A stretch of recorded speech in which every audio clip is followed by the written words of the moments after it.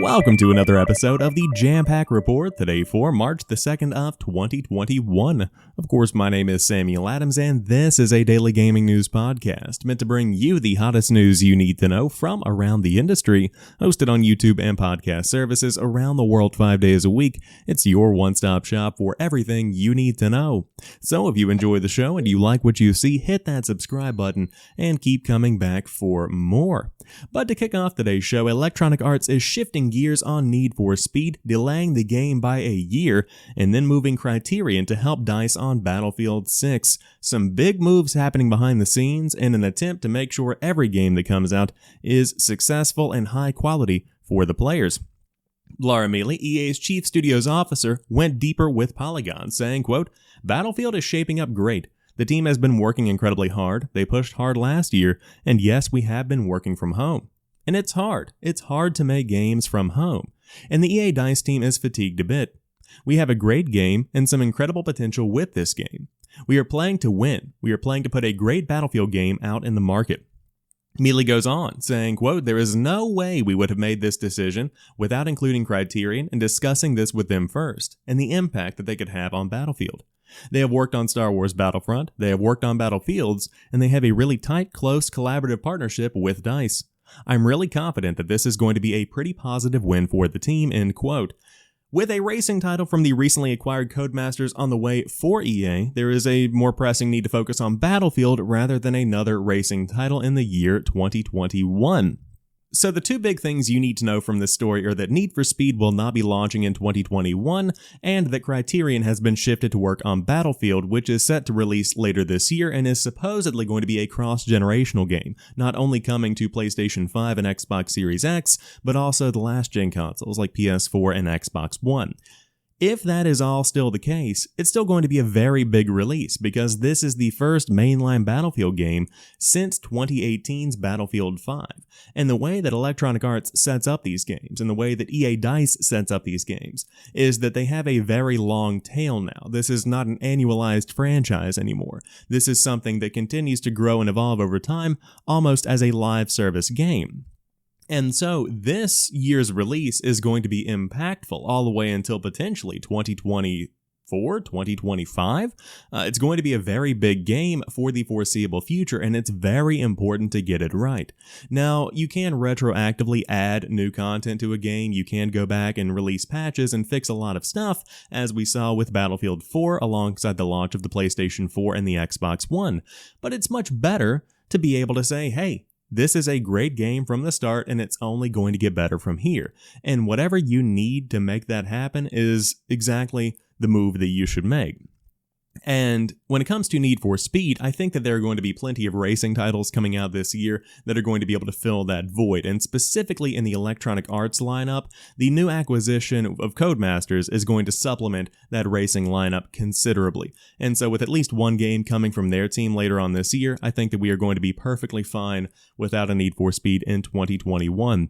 But man, I'm really looking forward to Battlefield 6, looking forward to the full reveal later this spring, which has been announced during an earnings call. Very much so going to be digging into that one. But now I want to dive into this story that has been slowly growing over the course of the past couple of days. The Sinking City developer alleges that the publisher hacked and illegally uploaded the game to Steam.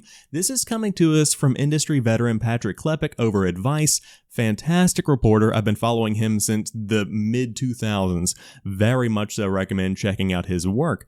But ultimately, what's happening behind the scenes here is that last week there was this tweet from Frogwares, which says, quote, "Frogwares has not created the version of the Sinking City that is today on sale on Steam. We do not recommend the purchase of this version. More news soon." And here's more news soon. How Nacon pirated the Sinking City. This is wild. Essentially, the developer of the game is alleging that their former publisher has cracked the code for their game and uploaded it to Steam and is now profiting directly and has ultimately cut them out of the equation. There is a very deep blog post on the Frogwares website that goes deeper. There's an entire video explaining how Nacon, hypothetically, allegedly, cracked the Sinking City and uploaded it to Steam. But this is snowballing into one of the biggest stories of the year so far in the world of gaming, and there is now a lawsuit involved here between Frogwares and Nacon, and they have people's LinkedIn profiles. They have a lot going on here.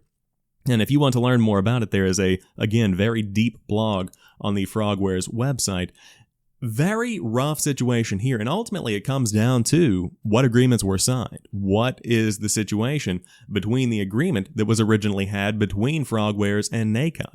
Because if the game has been cracked and illegally uploaded to Steam, somebody's going to be paying the price, both financially and potentially, I don't know, jail time. Who knows what could come of this?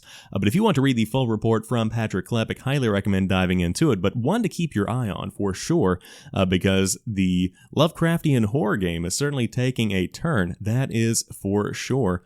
Interesting stuff here. But to round out today's show, a leaked Elden Ring trailer is being circulated online, and no, I'm not going to be showing you here. And yes, this was going to be the headline story, but I don't want that unwanted attention from what is appearing to be a very hostile community as they're trying to find more information about Elden Ring. So, with all of this being said, cool looking trailer. If you do want to check it out, you can do a bit of digging online. I think that VGC even links one from a YouTube video from a community member. That way, they aren't legally responsible for sharing the video itself. But roughly 112 seconds of gameplay footage has been shown off, and I do want to make it very clear, this is a very early build of the game. At least I hope it is, because it looks pretty rough, not gonna lie. And that's one of the biggest threats that comes from having a trailer that is leaked early, is that it may not be the final version. And on top of that, this is a video that has been recorded with what appears to be some kind of iPhone off of a PC monitor. And so the image quality is very poor to begin with. So this could look much better in its final form, and I'm sure that it will. But if you do want to see the earliest Elden Ring gameplay that is out there, again, roughly 112 seconds is out there right now, and the trailer calls Elden Ring, quote, an all-new fantasy action RPG franchise from the creators of Dark Souls, Bloodborne, and Sekiro.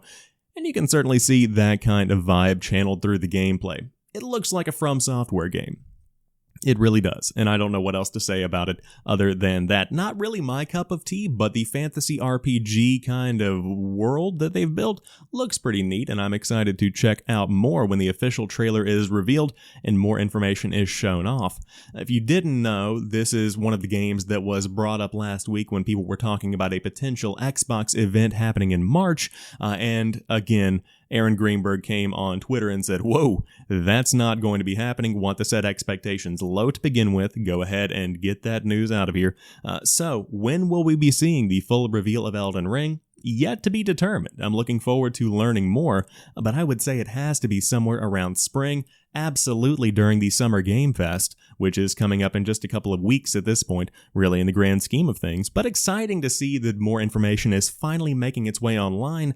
I'm just wanting it to be from an official source, because this kind of thing, where the trailer leaks, ultimately can harm the reputation of a game significantly if the expectations aren't kept in check.